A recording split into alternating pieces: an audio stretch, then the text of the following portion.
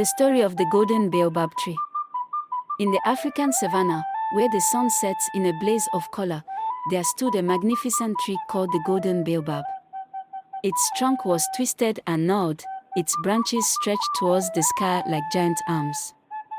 For generations, the people of the nearby village, Kokafu, had believed that this tree had magical powers.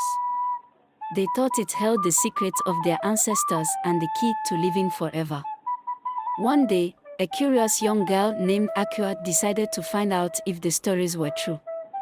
She had heard tales of the tree's wisdom and power from her elders, and she longed to learn more. So, she walked up to the tree and touched its trunk. Suddenly, she was taken to a special place where the ancestors lived. The ancestors welcomed Akua with open arms.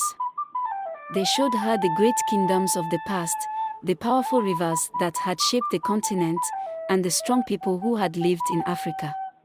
Akua learned about the old wisdom, the healing powers of nature, and the special connection between people and the land.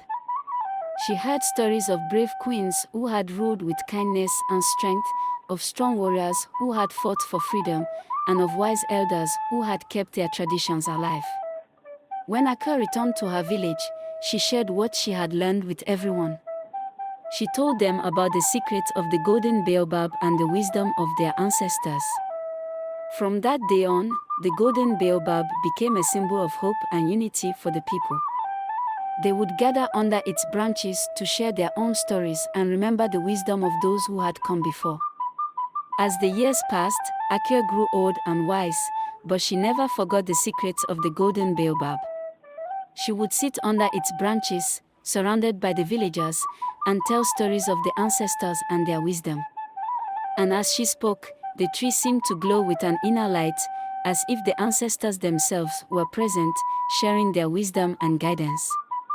The villagers believed that as long as the golden baobab stood, their heritage and traditions would never be forgotten.